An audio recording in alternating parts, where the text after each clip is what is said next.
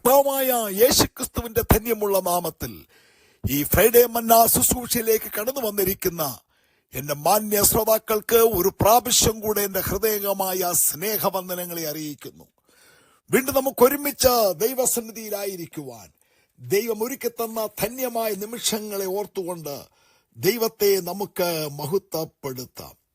121 സങ്കീർത്തനം നമ്മൾ പഠിക്കുമ്പോൾ ധാരാളം ദൈവിക വാഗ്ദത്തത്തിന്റെ വചനങ്ങളെ നമുക്ക് കാണുവാൻ കഴിയുന്നുണ്ട്.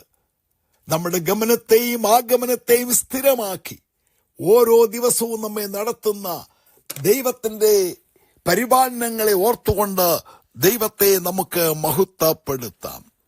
147 സങ്കീർത്തനത്തിന്റെ 3 വാക്യം നാം വായിക്കുമ്പോൾ, മനം തകർന്നവരെ അവൻ സൗഖ്യമാക്കുകയും അവരുടെ മുറിവുകളെ കെട്ടുകയും ചെയ്യുന്നു. മനം തകർന്നവർ, ഈ മനം തകർന്നവരെ നമ്മുടെ ദൈവം സൗഖ്യമാക്കുന്നു. അതേ സദൃശവാക്യം 12 അധ്യായത്തിന്റെ 25 വാക്യം നാം വായിക്കുമ്പോൾ, മനോവ്യസനം ഹേതുവായി മനുഷ്യന്റെ മനസ്സ് ഇടിയുന്നു. ഈ ഭൂമിയിൽ, ഈ ജീവിതയാത്രയിൽ പല നിലകളിൽ മനം തകരുന്നു, മനോവ്യസനങ്ങൾ ഉണ്ടാക്കുന്നു. യോഹന്നാന്റെ സുവിശേഷം 10 അധ്യായത്തിന്റെ 10 വാക്യത്തിൽ നമ്മുടെ യേശു പറഞ്ഞു, മോഷ്ടിപ്പാനും അറുപ്പാനും മുടിപ്പാനും അല്ലാതെ കള്ളൻ വരുന്നില്ല. അതെ, സാത്താൻ മോഷ്ടിക്കുന്നു, സാത്താൻ അറുക്കുന്നു, സാത്താൻ മുടിപ്പിക്കുന്നു. എന്നാൽ നമ്മുടെ യേശു എന്തിനു വേണ്ടിയാണ് വന്നത്? ജീവൻ ഉണ്ടാകുവാനും സമൃദ്ധിയായ ജീവനും ഉണ്ടാകുവാനും അത്രേ.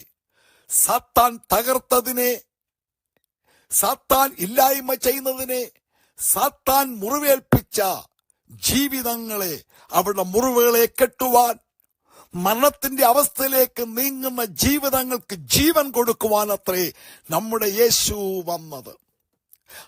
മനം തകർന്നവരെ നമ്മുടെ കർത്താവ് സൗഖ്യമാക്കുന്നു. നമ്മുടെ കർത്താവിന്റെ ഈ ലോക പരസ്യ ശുശ്രൂഷയിൽ യേശു നോക്കുമ്പോൾ ധാരാളം മനം തകർന്നവരെ യേശു കണ്ടു. അവരെ സഹായിപ്പാൻ ആരുമില്ല എന്നുള്ളതാണ്.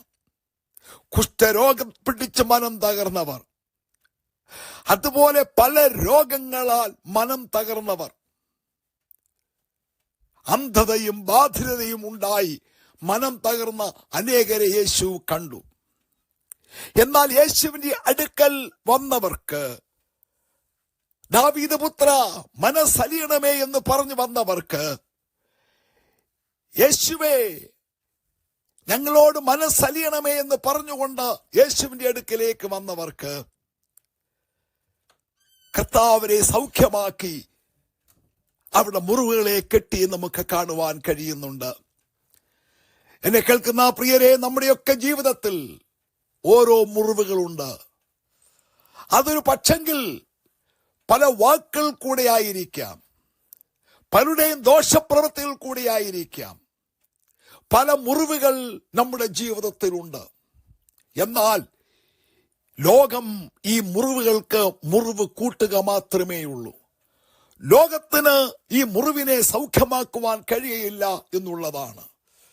എന്നാൽ മുറിവുകളെ സൗഖ്യമാക്കുവാനും തകർന്ന മേഖലകളെ പണിയുവാനും യേശുവിന് കഴിയും എന്നുള്ളതാണ്.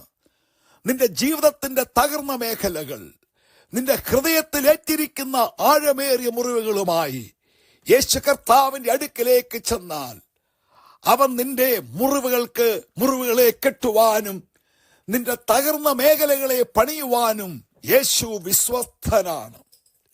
അവന്റെ കരങ്ങളിലേക്ക് ചെല്ലൂ, അവന്റെ പക്കൽ എല്ലാത്തിനും പരിഹാരമുണ്ട്. ഏക മകളുടെ മരണം മുഖാന്തരം മനം തകർന്ന പള്ളിപ്രമാണിയായി യായിറോസ് യേശുവിന്റെ അടുക്കലേക്ക് ചെല്ലുകയാണ്. അവന്റെ ഭവനത്തിൽ വലിയ തകർച്ചകൾ വന്നിരിക്കുന്നു. ഏക മകൾ രോഗം പിടിച്ച് മരിച്ചിരിക്കുന്നു. അവന്റെ വേദനയുമായി അവൻ യേശുവിന്റെ അടുക്കലേക്ക് ചെല്ലുകയാണ്. എന്നാൽ അവന്റെ തകർന്ന മനസ്സിന് കർത്താവ് ബലം നൽകി.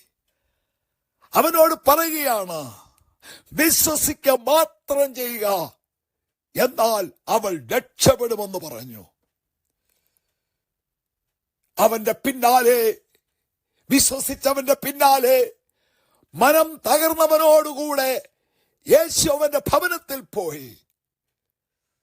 അവന്റെ മുറിവുകൾക്കും അവന്റെ വേദനകൾക്കും യേശു പരിഹാരം നൽകി. ആ ഭവനത്തിന്റെ വിലാപങ്ങളെ യേശു നൃത്തമാക്കി. രട്ടിനെ അഴിച്ച് അവൻ അവിടെ സന്തോഷമുടിപ്പിച്ചു. നയീൻ പട്ടണത്തിലെ വിധവയുടെ തകർന്ന മനസ്സിനെ ഏകജാതനായ മകനെ സൗഖ്യമാക്കി. അവൾക്ക് കർത്താവ് സന്തോഷം പകർന്നു കൊടുത്തു എന്നുള്ളതാണ്. മാർത്തയുടെയും മറിയയുടെയും തകർന്ന ഹൃദയത്തിന് മരിച്ചു മൺമറഞ്ഞ് നാറ്റം വെച്ച ലാസറിനെ ഉയർപ്പിച്ച യേശു അവിടെ മുറിവുകളെ കെട്ടി. എന്നെ കേൾക്കുന്ന സഹോദര സഹോദരി, നീ എത്രയോ നാളുകളായി മനം തകർന്ന് മുറിവേറ്റുകൊണ്ട് നീ യാത്രയായിരിക്കുന്നു.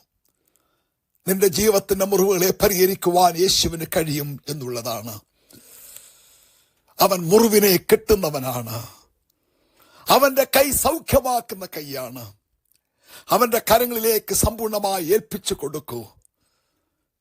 ഈ ദിനങ്ങളിൽ നിന്റെ ഭവനത്തിൽ ഒരു സൗഖ്യം, ഈ ദിനങ്ങളിൽ നിന്റെ തലമുറയിൽ ഒരു സൗഖ്യം, നാളുകളായി നീ അനുഭവിച്ചു കൊണ്ടിരിക്കുന്ന ആർക്കും സൗഖ്യമാക്കുവാൻ കഴിയാത്ത മേഖലകളിലേക്ക് യേശുവിന്റെ കരം അവിടെ സ്പർശിക്കും എന്നുള്ളതാണ്. അതേ, മനം തകർന്ന കുഷ്ഠരോഗിയും മനം തകർന്ന കുരുടന്മാരും മനം തകർന്ന രോഗികളും യേശുവിന്റെ അടുക്കലേക്ക് ചെന്നപ്പോൾ യേശു അവരെ സൗഖ്യമാക്കി. അവരെ കർത്താവ് ബലപ്പെടുത്തി. അതേ, അവൻ നമ്മളെ സൗഖ്യമാക്കുവാൻ കഴിവുള്ളവനാണ്. ഞങ്ങളുടെ മുറിവുകളെ കെട്ടുവാൻ കഴിവുണ്ട്. നിന്റെ ഹൃദയത്തിന്റെ മുറിവിന് സൗഖ്യം വരുത്തുവാൻ ഈ ലോകവൈദ്യന്മാർക്ക് കഴിയുകയില്ല. ഈ ലോകം മുറിവ് കൂട്ടിക്കൊണ്ടേയിരിക്കത്തേയുള്ളൂ. എന്നാൽ നിന്റെ ഹൃദയത്തിന്റെ മുറിവുകളെ അവൻ കെട്ടുന്നവനാണ്. അതിയാ ശമരിയാക്കാരൻ കടന്നു വന്ന് കള്ളന്മാർ മുറിവേറ്റുകൊണ്ട് ഉപദ്രവിക്കപ്പെട്ട് മരണത്തിലേക്ക് മാറ്റപ്പെട്ടുകൊണ്ടിരുന്ന ആ മനുഷ്യനെ നല്ല ശമരിയാക്കാരൻ കടന്നു വന്നവന്റെ മുറിവുകളെ കെട്ടി എണ്ണ പകർന്ന് വീഞ്ഞു പകർന്ന് അവന്റെ മണ്ണത്തുവനെ വിടുവിച്ച് അവനെ ഒരു സ്ഥലത്ത് കൊണ്ടാക്കി അവനെ ബലപ്പെടുത്തിയ കർത്താവ്. അതേ, നിന്റെ ജീവിതത്തിന് മുറിവുകളെ കെട്ടുവാൻ അവന് കഴിയും. അവന്റെ കരങ്ങളിൽ ഏൽപ്പിച്ചു കൊടുക്കൂ. ഞാനൊരു വാക്ക് പ്രാർത്ഥിക്കട്ടെ. പരിശുദ്ധ പിതാവേ, എന്റെ കേൾവിക്കാരെ അനുഗ്രഹിക്കണമേ. അവിടെ തകർന്ന മനസ്സിനെ, ഹൃദയത്തിന്റെ മുറിവുകളെ സൗഖ്യമാക്കണമേ. നീ അവരെ ശക്തീകരിക്കണമേ. അങ്ങയുടെ നാമത്തിൽ ഞാൻ അവരെ അനുഗ്രഹിച്ച് പ്രാർത്ഥിക്കുന്നു. യേശുവിന്റെ നാമത്തിൽ തന്നെ, ആമേൻ. കർത്താവ് ചെറിയ വചനങ്ങളാൽ നിങ്ങളെ എല്ലാവരെയും അനുഗ്രഹിക്കട്ടെ. സ്നേഹത്തോടെ കർത്തൃസൂഷയിൽ പാസ്റ്റർ കെ സാമുവേൽ.